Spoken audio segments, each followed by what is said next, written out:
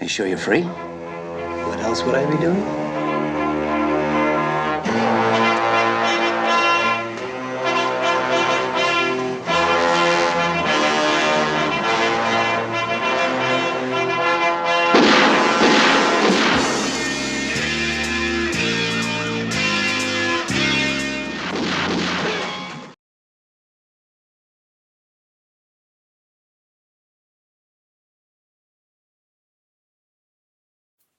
Hey there, ladies and gentlemen, this is Jeff, aka 101 Bronson, back today with the next monthly collection pickup video for the month of August 2023. Picked up a handful of 4Ks, Blu-rays, DVDs. Been adding more to my Cynthia Rothrock collection, which I've been starting to build up last month. Added a few more titles to that collection. Added some titles to some of my other building collections. And now for September, I will complete my Steven Seagal collection. Only 3 more titles. Only 3 more, and I'm done with him.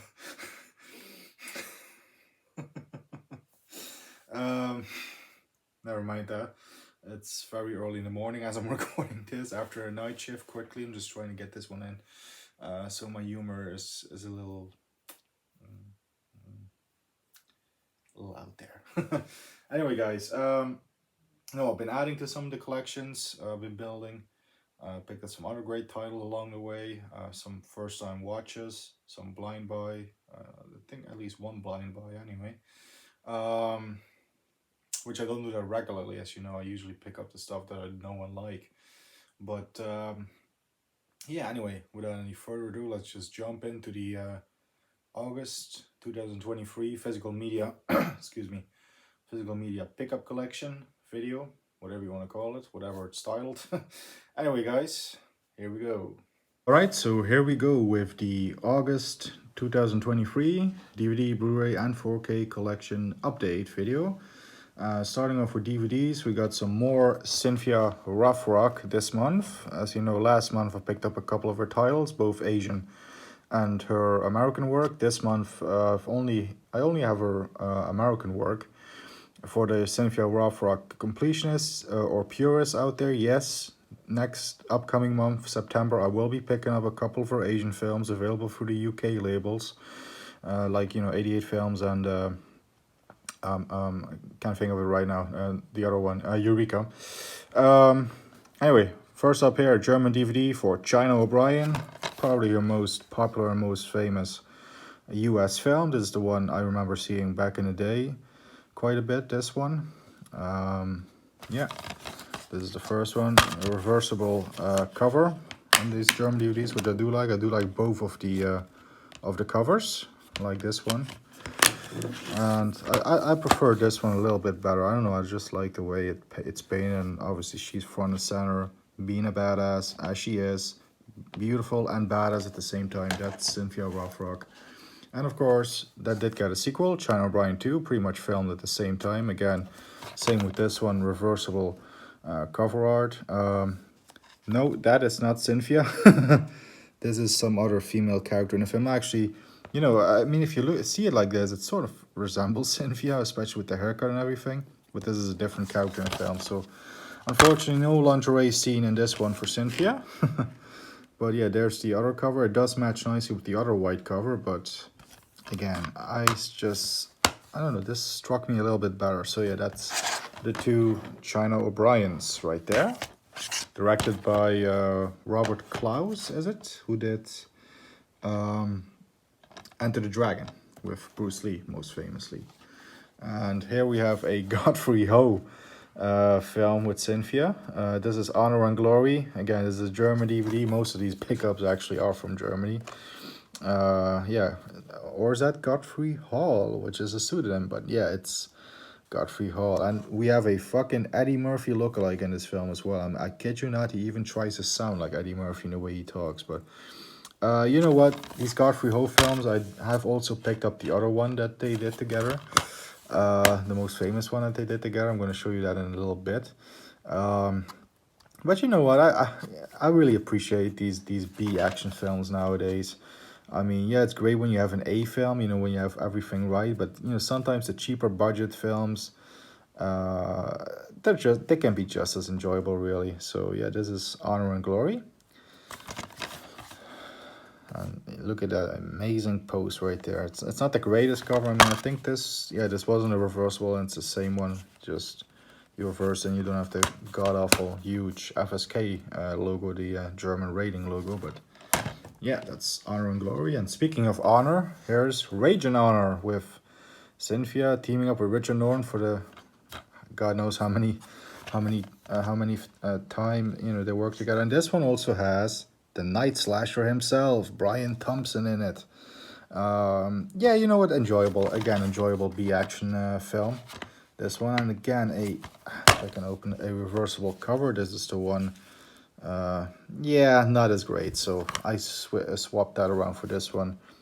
It sort of looks like a body cop film in this way, doesn't it? Like, you know, sort of the Lethal Weapon poster or something it's trying to be. But you know what? Yeah, Rage and Honor, again, I enjoyed this one. I mean, these two teaming up and Brian Thompson as the bad guy, you can never go wrong with that. You know, especially with him, with the haircut he has in this film. He has not only like long, slick back hair, but he has a fucking mullet too. I mean, I kid you not, I think it's even better than the mullet that Jean-Claude Van Damme has in Hard Target. Anyway, those are the DVDs. Let's move over to the Blu-rays. We got a Vinegar Syndrome um, edition right here, Sworn to Justice. Cynthia's most revealing and most risque, I guess, role, where yeah, she actually does appear semi-nude in this one.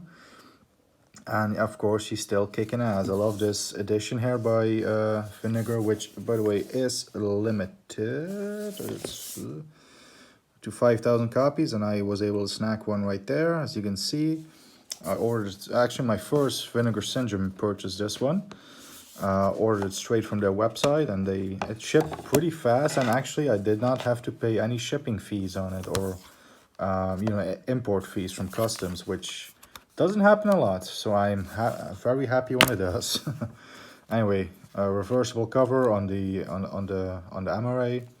Here you get your Blu-ray disc. It's packed with special features. You also get a poster, which might go on my wall, because I would love to have some Cynthia on my wall in my room. Well, I would love to have Cynthia in my room anyway, but just pretend I did not say that right now. Anyway, yeah, I'm not gonna be able to show you this fully, but there's the poster. It's pretty much what's on the cover, and that's reversible as well. So you got two options. So I might, if I can fold it back up. Here we go. Anyway, what was I saying? Definitely think I might either frame this or just put it on my wall as it is. But yeah, you got this on one side of the poster, and of course that on the other side of the poster. It's not, I don't think either of these is like the original poster for the film that you would have seen in the video shop, but I could be wrong. Of course, I wasn't around in them days when Cynthia was big in the video shop. Obviously, I just lived through the last dying breath of the video store days, unfortunately. But anyway, it's packed with special features. Brand new interviews with Cynthia, brand new interviews with the director and stuff like that. Archival interviews. Yeah, that's double-sided poster. Yeah, great edition. And I actually really like the film as well. I mean, yeah, like I said, she is a little more revealing in this film. This is sort of, it's a weird one in a way, because it sort of blends different sort of film genres. Like on one hand, as I'm trying to put the slipcover back on, there we go. On one hand, it's like it takes sort of erotic thriller things that was big in the 90s. Obviously, this film is from the 90s. So that's why Cynthia, you know, she has some more steamy scenes and stuff. So it's sort of erotic thriller, but then it's also a fucking revenge film. And then also there's some psychological powers that she gets after an accident. So she has visions, she can see the future and stuff. It's sort of bizarre in a way, but it works. I thought it was really, really good. I enjoyed that film. And not just for the obvious reasons, ladies and gentlemen. Not just for the obvious reasons. I should add that to it. Here is a upgrade for a great and very underrated, in my opinion, Kevin Costner directed and starring Western, also with Robert Duvall and Annette Bening. Open Range from 2003, also with Sir Michael Gambon. Music by the late great Michael Kamen. That delivers a great score. Yeah, the German Blu-ray, saw it in the shop where I often frequent. The shop that I often frequent, I should say, in Germany. And I was like, yeah, you know what, this was only like, what was it, 10 euros? So I picked it up. I had it on DVD for years. It's it's one of the first westerns I saw that really got me into westerns. Besides, you know, A Fistful of Dollars and the other Clint Eastwood films. Great film. I really enjoyed this one. Next up, this was kind of a blind buy, but I picked it up for the very stellar cast in this one. Kevin Kline, Susan Sarandon, Mary Elizabeth Mastrantonio from Scarface, most famously, and The Abyss. And Alan Rickman, Harvey Keitel, Danny Aiello, and Rod Steiger. I thought, this is a great cast. I never heard of this film. This is The January Man, as it says right over there. Which also, this is a weird sort of film. Somewhat comedic in scene, but then it's also like this very tense serial killer thriller. I'd say check this out for the cast, but it is a bit underwhelming, the way the film is put together and everything. But for the cast alone, I'd say this is worth a watch for sure. Susan Sarandon with the nice bedroom eyes over there. Alan Rickman, like, I think he just walked off the set of Die Hard and did this film, because he is. I mean, is this not how Hans Gruber looked in Die Hard with the shaggy hair and the beard and everything? I know he filmed. This was the film he did right after Die Hard, so it wouldn't be too hard to imagine he just walked off the set of Die Hard to film this one, because this came out 88, 89. 89. So yeah, I can imagine he walked right off the set of Die Hard, changed wardrobe, and did this film. But yeah, this is The January Man. Interesting watch. Yeah, I do recommend it for the curious viewers that are like, wow, with a cast like that, what went wrong? Well, check it out for yourself. Anyway, next up is another Robert De Niro addition to my collection, Stallion Iris, Jane Fonda, Robert De Niro. This is a sort of romantic movie, but a very heartfelt film, also with some nice themes and messages in there about how, you know, if you set your mind to things, you can achieve stuff and, you know, become a better person and whatever. It's about change, it's motivational, and there's also at the heart of it is this very nice love story. I have to give it to Mr. De Niro. This is a really, really great film. As far as romantic films go, I've always said like Frankie and Johnny with Pacino and Pfeiffer is probably my favorite, I would say, or, you know, As Good as It Gets, or Bridges of Madison County and stuff like that. But I would put this one right up there with it, to be honest. Again, the film on paper, you know, a love movie is not my usual cup of tea, but occasionally I do like to drink this sort of cup of tea, you know, if I'm in the mood for it. So that's a film that it's added to my De Niro collection. Now I have two films added to my Gene Hackman collection. Here is The Chamber with Chris O'Donnell and Gene Hackman, directed by James Foley, based on the book by John Grisham. Not the greatest film, again. Oh, and also Faye Dunaway is in this one. Actually, not too bad of a cast in this one, to be honest. Robert Prosky as well. Yeah, great cast, and I do like the premise for it, where Gene Hackman is a sort of bigoted Klansman who kills a bunch of kids, minority kids, I should add, and, you know, he's in prison, he's on death row, and his grandson is Chris O'Donnell, who wants to defend his grandfather, even though he does not believe the same thing. There's some interesting themes and concepts in it, but overall I just thought the film felt a little too flat for me. It fell a bit flat. I would probably give it like 2.5, 3 stars max out of 5 for this one. Most of it is just because Gene Hackman, I think, is really excellent in as always. But yeah, it's okay, but a little underwhelming, I would say. Anyway, this one certainly wasn't. French Connection 2, finally saw the sequel. It's been on my list for years. Always wanted to see the sequel. You know, the original is one of my favorite films of the 70s, one of my favorite cop thrillers of all time. And I've always, for some reason, the sequel just always passed me by. So I picked this up, gave it a watch, my first time watch for this one. And you know what, I really enjoy it. It's not on the level as the first one, even though, again, the bar was set pretty high, and you know, to be fair. But it comes awfully close. It comes awfully close. Gene Hackman excels in his role once again as Popeye Doyle. This time going to Marseille, into France. It's sort of a quasi direct sequel to the first, where he hunts down the one that got away, so to speak. Yeah, pretty good. I really enjoyed that.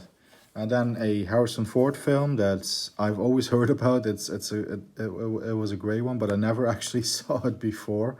So again, I picked this up as a first time watch, added to my Harrison Ford collection. The Witness, or Witness, I think it's just Witness, isn't it? Yeah, it's just Witness. Which I was expecting a little. Yeah, I don't know what I was expecting. I thought I was going in for like a thriller cop movie, and it is that. But the thing at the heart of it is again a sort of more of a story of a romance, which I wasn't expecting. But you know, I was pleasantly surprised. I thought it was really well done, really well put together, and great performance by Mr. Ford. And also, what's her name? Kelly McGillis, is it? As the female lead in this. I thought she was very good in this as well. And the guy, bringing it back to Die Hard. Let's see, is he pictured? Yeah, there he is. Carl from Die Hard. He's in this as well, and he's a goodie in this one. Which, if you've only known him from Die Hard, like I have, it's really surprising to see him in a good guy role, but. Yeah, anyway, those were the Blu-rays. Let's move over to the 4K pickups. And we're bringing it back to the Rothrock. And we got her most infamous movie, I should say, probably. Or more famous film with Godfrey Hall, whatever name he wants to go by.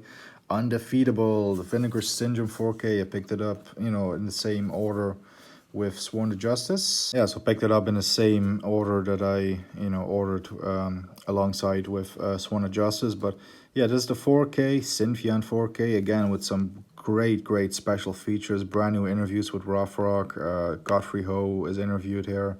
The bad guy is interviewed. The guy who played Stingray. The villain Donna Jason is interviewed in here, who played Cynthia's sister in the film. And the film itself, again, just like Honor and Glory, the other Godfrey Hall film. And this is free disc, by the way, the 4K disc, obviously, the Blu-ray disc, and then you got the alternate cut for the film. I guess the Chinese cut that Godfrey Hall liked to re-edit his films and add new scenes and stuff to it. So you also got the Chinese version. But yeah, undefeatable, cult classic. I think a lot of people know the famous final fight scene in this film, which is so over the top and so overly dramatic.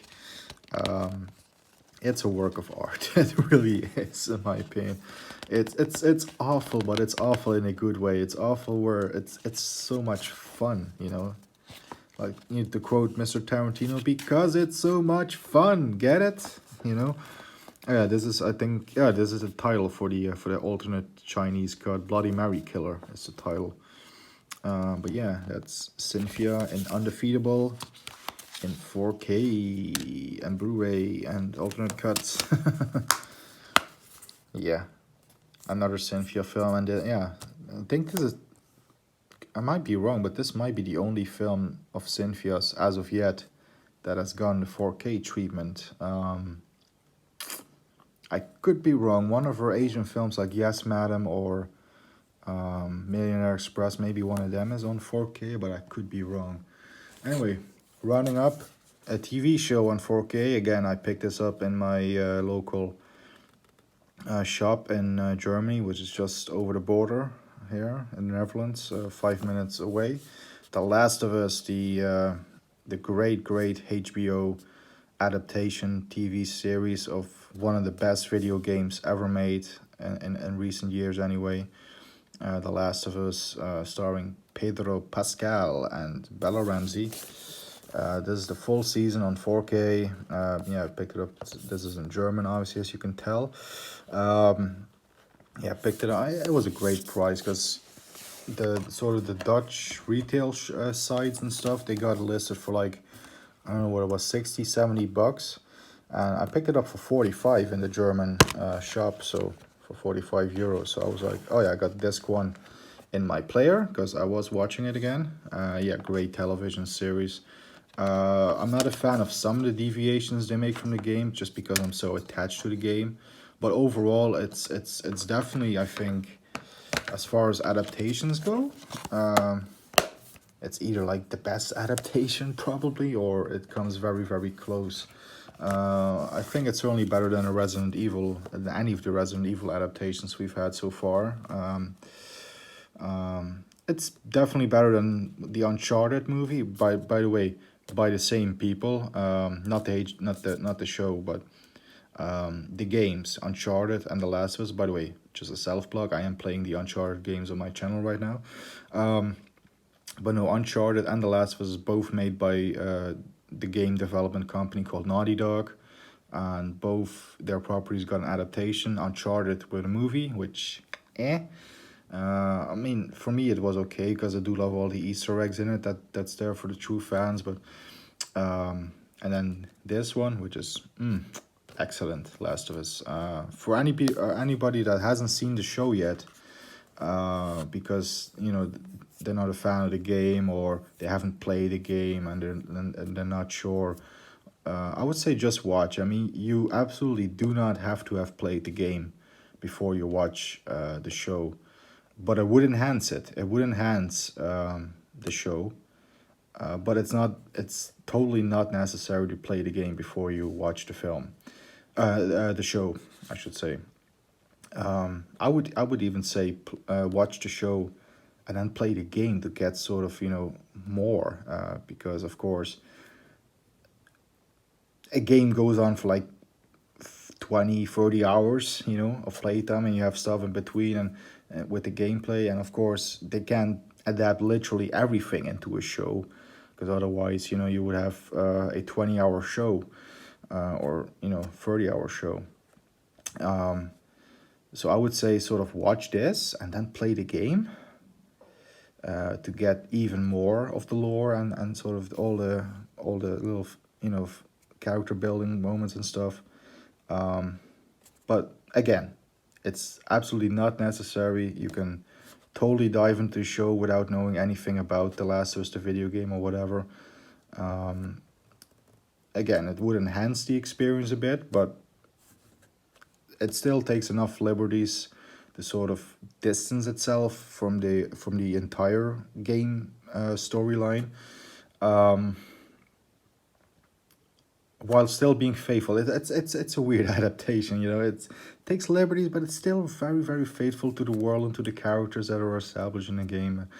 Anyway, I could go on and on about this show forever. I mean, I've been waiting for this show for a few years, and finally, beginning of this year, it dropped on HBO, and now we finally have a physical edition. They released it on DVD, on Blu-ray, and also here on 4K. So yeah, there you go. And yeah, these are the 4K discs and the Blu-ray disc. So I got both formats here.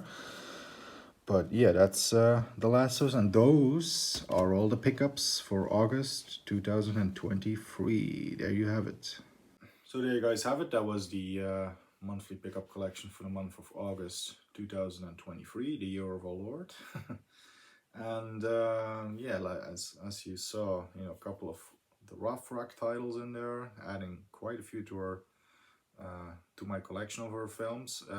Again, like I said, I will be picking up some of the Asian ones this month. I will really try to get, you know, films like Lady Reporter, Millionaire Express, and Yes Madam and stuff, which I have seen Yes Madam in the past, but that is definitely overdue for a rewatch and also for adding it to my collection. So, yeah, like I alluded to earlier, I will try to complete my Seagal collection. Like I said, there's only 3 more Seagal films left because a certain Mr. Gareth Video Tasties, Sir Video Tasties, has declared it the month of Seagal this month in September. So I was like, yeah, that's a perfect time to pick up the 3 remaining Seagal titles and have a complete Seagal collection. So look forward to having a Seagal collection video this month coming, and I will tag Gareth in that. And I also will be joining Gareth for 2, count them 2, Steven Seagal watch parties. Luckily, we are watching his greatest hits, or 2 of his greatest hits anyway. And I don't mean that sarcastically, I mean legitimately 2 of his real, you know, greatest hits from the 90s. We will be watching Hard to Kill. I will do that one with Gareth, like just the 2 of us. And then later in the month, towards the end, I will be watching Out for Justice, if all goes as planned, hopefully. And I really hope it's nothing is going to change, or there won't be any cancellations or whatever. I don't want to jinx it, but we're going to do that with Gareth, myself, and Ricky from All the F Reviewer. Really, really, really looking forward to that, watching the film with them 2 guys. I know it's Ricky's favorite Seagal film. It's definitely my favorite, that one, Out for Justice from 1991. So yeah, it's gonna be, September is gonna be the month of Seagal, so I will try to have some Seagal related videos and content on my channel. Definitely a Seagal collection video where I will show all the titles, because I will have a complete collection. Well, aside from 2 or 3, which he only has sort of like a cameo in. I don't really count them as Seagal films. But anyway, we're getting ahead of ourselves. I'm going to save the Seagal talk for when I do those videos, and definitely that video. I know that for sure I'm going to do that one. I might do 1 or 2 more, maybe a short of Seagal or something. I don't know. I'm trying to figure something out. But yeah, September is going to be the month of Seagal. And it's going to be Seagal Timber, or Steve Timber, whatever Gareth has dubbed it.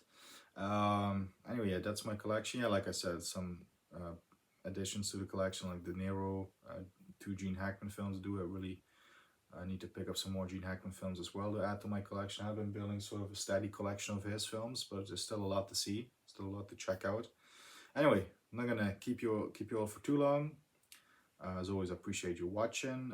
If you do like the content, leave a like, and you know, for the new people watching, subscribe and all that good stuff. It does really help out, and I'm very close to 600 subscribers at the moment, which is something I'm very, very pleased and humbled and shocked about.